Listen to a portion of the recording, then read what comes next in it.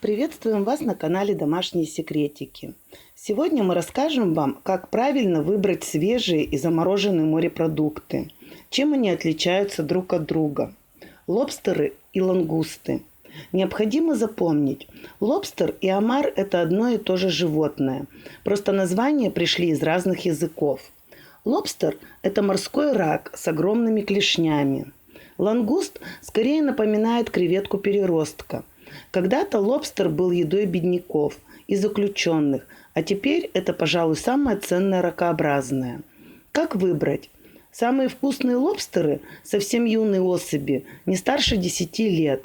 Вообще они могут жить и до 70. Весом около 700 грамм. Готовить супы специалисты советуют из самок с икрой. Так вкус бульона будет более насыщенным. Отличить их можно по более широкому хвосту, по антеннам и активности в аквариуме. Конечно же, лобстер должен быть живым или замороженным. Лобстер, погибший до термической обработки, представляет опасность, так как в нем начинают стремительно размножаться бактерии, выделяя токсины. И, кстати, берегитесь их клешней. Крупной особи не составит труда сломать палец человека. Устрицы. Несмотря на то, что устрицы – это признак роскошной жизни, большинство людей не переносят их на вкус. Но есть и настоящие поклонники, которые всецело пристрастились к богатому минералами вкусу. Как правило, пик устричного сезона выпадает на конец осени и зимы. Но благодаря технологиям и консервации потребители могут получить прекрасные устрицы круглый год. Возможно, вы слышали старую поговорку «Ешьте устриц только в те месяцы, в названии которых присутствует буква «Р» – холодные месяцы». Это правило, несомненно, возникло в дни, когда люди не обладали технологиями охлаждения, и в жаркую погоду устрицы могли быстро испортиться. И да, в наши дни можно есть устрицы круглый год. Как выбрать, если вы все решили отведать устриц, то выбирайте живые закрытые раковины с приятным морским запахом. И пусть вас не пугает зеленый налет.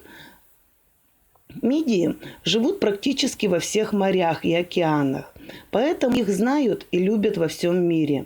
Существует огромное количество рецептов с мидиями.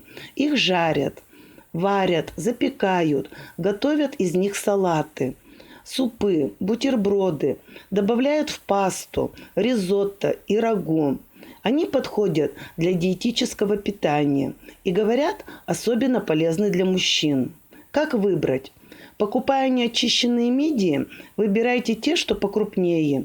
Они более сочные. Створки должны быть плотно закрыты и не иметь повреждений. Креветки. С креветками в русском языке случилась путаница. Мы называем так всех некрупных ракообразных, без клешней, добавляя только большая или маленькая. Как выбрать? На отечественные прилавки креветки поступают обычно в вареном мороженом, реже в свежемороженом виде. При покупке обращайте внимание на их хвостики. Если они выпрямлены, значит креветки погибли до термической обработки, и лучше их оставить на прилавке. Черная голова, темные пятна, неравномерный окрас говорят о том, что креветка начала портиться. У свежих креветок проверяйте наличие усиков и конечностей. Они должны быть на месте. Приобретая мороженых креветок, выбирайте тех, которые замораживали сухим способом. Осьминог. Высокоразвитая форма моллюсков с централизованной нервной системой, большой головой и настоящим мозгом. Он может вспоминать и учиться, хотя он выглядит как инопланетянин из космоса. В дикой природе он быстр и спортивен и может быстро менять цвет, чтобы спрятаться или запугать хищника. Существует 3 съедобных вида осьминогов, но обыкновенный осьминог самый популярный и питательный. Он может вырасти до 300 сантиметров. Как выбрать? Лучший способ судить о свежести – это запах морской воды. Свежие осьминоги упругие при надавливании, выглядят гладкими, блестят. Их кожа бордово-коричневая, без повреждений. а глаза прозрачные. Вот такие секретики мы вам сегодня рассказали. Ставьте лайки, пишите комментарии. Они очень интересны для нас. Подписывайтесь на наш канал. Всего вам доброго!